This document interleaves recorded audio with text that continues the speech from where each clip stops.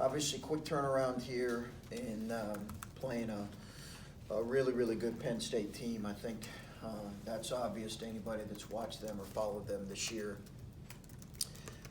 They're certainly playing as well as any team we've played all year,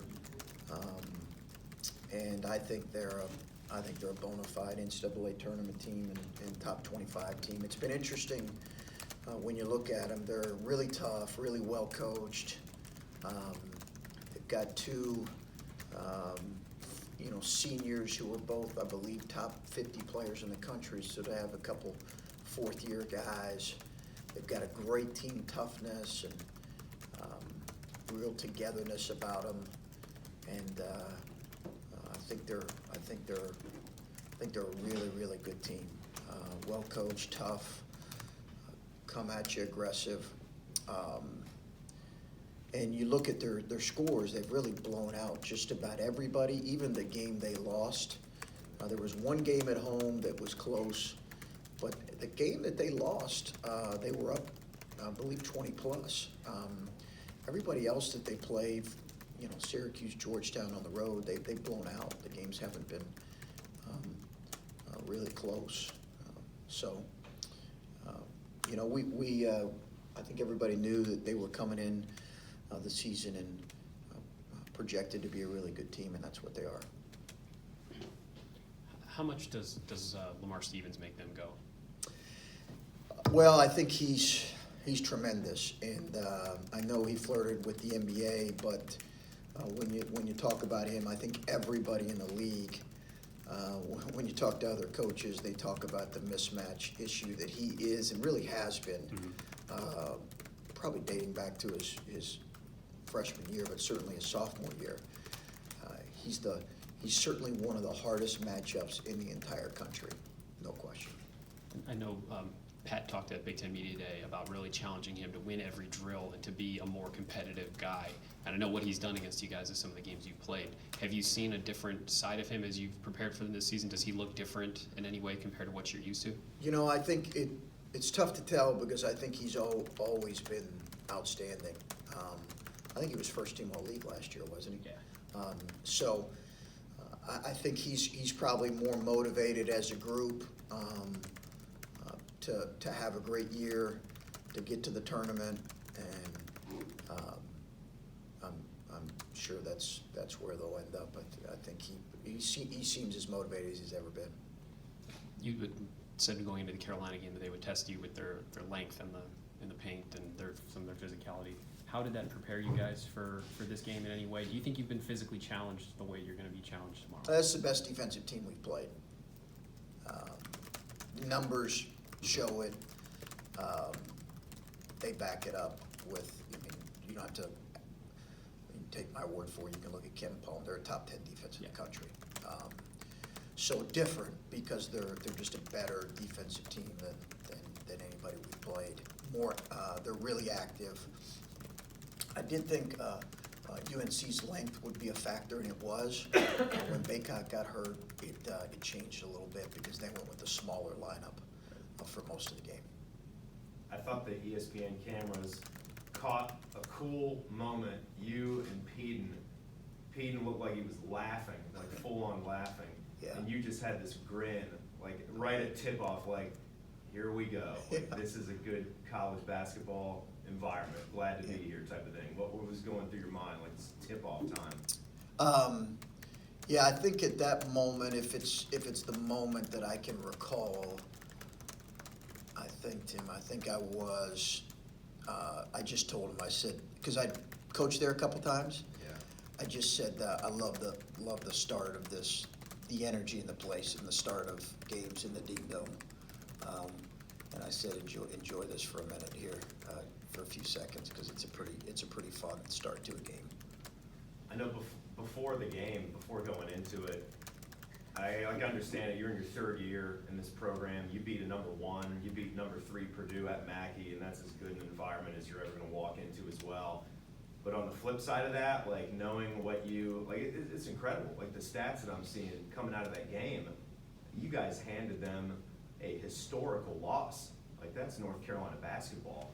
You beat them by 25, and they're saying this is the second worst loss in 56 years at Carolina hoops. Like, is there any extra thought on what you did, or are you in on the season at hand? I tell you, I think had we had some separation maybe between the games, I think it would have given us more time to maybe embrace what happened. I did tell the players afterwards, they're the ones that earned it, and I really wanted them to enjoy it that night, and to just enjoy kind of their hard work.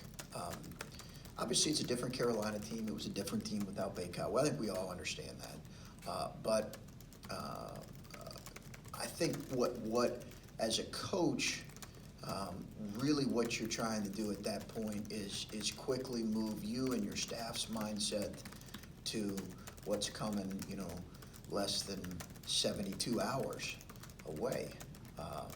And that is a really good opponent that we're going to have to play as well as we've played all year. And that's what our focus was. Do you know Pat Chambers very well? Not great. I don't know Pat great. We have not got to know him real well in the league, but certainly respect the job he's doing. It seems like from afar, he's needed some time to maybe build that program, maybe some similarities with the desire and passion for football Yeah. at that place, like it is Yeah. it is here. But I mean, like, you know Brad Stevens really well. He knows Jay Wright really Yeah. well. Seems like Yeah. around basketball, people like Pat Chambers. They do. I think he's a really likable guy, and that's been my impression of him as well. Just a really likable guy. He is at a school where it's certainly a football school, so there's real similarities, probably as much as any other school in the league in terms of how driven they are about football, as well as here. And I think that a couple years ago when we played them our first year and they beat us 3 times, I thought that was a bona fide team that if they got to the tournament could win a game or two with Tony Carr and then these guys that are now seniors. And it was proven how good they were when they went on and won the NIT. I think we all in here know you got to be a really good team to win the NIT. So I think he will admit it's his best team he's had there. And they're, like I said, as tough as any team will play all year. Caleb had the back-to-back charge calls. Yeah. How did you talk him through that afterward, and what did you, I guess as you've broken down the film and try to find things you can teach from him, how they're calling the game on him, what do you take from those that you tell him to work on? I thought both calls were really tough calls. I think maybe in most games you're going to get one of those that's going to go against you, but maybe not both. I thought he tried to turn and make a play on the second one. He just caught it and turned to the basket, and maybe we got to do a better job of teaching him to catch and read it first before he turns to try to make a play. I thought he handled it, 2 tough calls. I thought he handled it really, really well. But was that a sign of, we've talked a lot about his maturation. Obviously it wasn't, he had 10 and 9, but is that a sign of maybe where he's growing still as a player? I think so. Yeah, I think so. And probably his reaction, all of our reaction might have been different if the game was a 1 or 2 possession game. Yeah. At that point, I think it was 8, 10, 12 at that point, maybe more. So, but he's handling his emotions well. He's a difficult guy to officiate, and I don't think they always get it right. I understand he's difficult because of how big and physical he is. Do you sense anything from him going into, this is going to be a physical game, the history of Penn State? Yeah. Do you sense anything from him as far as just getting ready for this game, that this is going to challenge him in a way that he hasn't been challenged this year? I think what I've been as impressive with Caleb anything is this year is his leadership and his voice you hear consistently. And I think anyone that has played in this game knows in the past how physical it's going to be. It'll be the most physical game we probably will have played all year. It'll be similar to, like, if you guys watched a Cincinnati, how physical that game was. They have great size. So he's got to be ready for that and understand he's going to have to play in crowds. You mentioned the physical play of playing North Carolina and Cincinnati. Do you like that you're playing physical games leading up to conference play where you know what you're gonna get game in and game out? Yeah, I think so. Certainly that helps. League opponents know you, I've always said, better than anybody. It's like playing your brother in the backyard. So there's a different level of understanding of you and your personnel and how you do things. And I think our guys understand that. Penn State has given you fits over the past few years. Sure. Is there anything that they do specifically, that Pat Chambers does specifically, that is different than a lot of other teams do when you play them? No, I just think they're really tough. I think they're really tough. They've had really good size that has neutralized some of our strengths in the past couple of years. They had a really good matchup for Keita his freshman year. I think we only played him once last year, I believe. So yeah, it was just they've been good for one. They've had last year they had some struggles in league play, but you look at their Ken Palm at the end of the year, they're top 50 in the country. So and then 2 years ago we talked about that team. Will you break out the hard hat again? No, the hard hat was Coach T's idea, and we'll see what we do with that in the future. But certainly this is a hard hat game for sure. Ibrahima didn't make the trip. I guess he was sick. How is he doing, and has it spread to anybody? No, knock on wood, so far so good. He had strep, or had strep, had a fever, so we had to leave him home, and we didn't want him on a plane with the rest of the guys, but he's feeling better. And you guys were able to bring Justice with you. Did you have to put in for a waiver for him? Yeah, travel waiver for him, which we'll always try to do for sit-out transfers, just to get him around our guys, and so they're not sitting back here at home and isolated. What is some of the benefit for that? I want those guys to really, when you get into Big Ten play on the road, I want them to be familiar with, what a road environment is like, how we do things on the road, how we operate, so it's not such a surprise to them next year.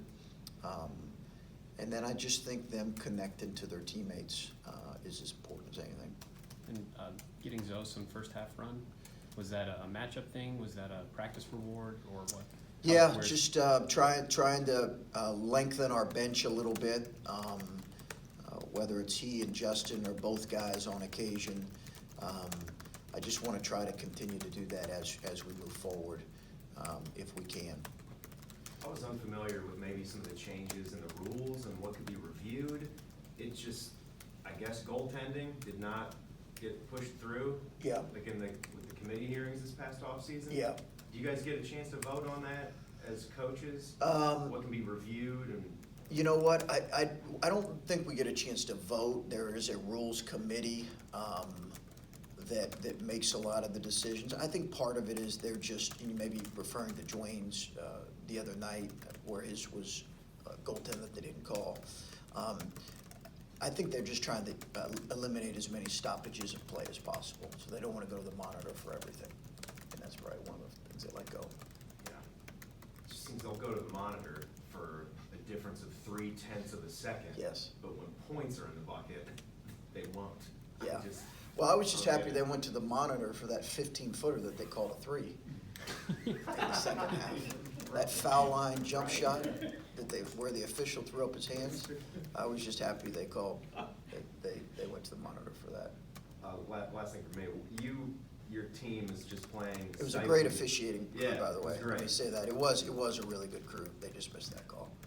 Your defense has been just stifling so far. I mean, I didn't know if this was something that you emphasized in the preseason, that this could be something you can hang your hat on, the hard hat thing. I don't know if that had anything to do with it, or does this just come naturally to this group? I think we have some solid individual defenders that do like to play defense together. Caleb's mobility has really helped. I'm interested to see how good we can be when we play, throughout this month, when we play similar competition and talent level, that we played the other night, that we're playing tomorrow, where you get a real feel for how good we can consistently be. I think if our numbers continue to be fairly consistent, I think it's probably unrealistic to expect them to stay where they're at. But I do think we have good individual defenders who like to defend and some versatility.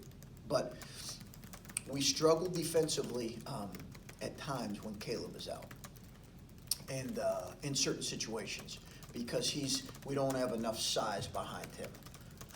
His ability to kind of protect things at the rim, so he's important to that. Okay. Okay, thanks, guys.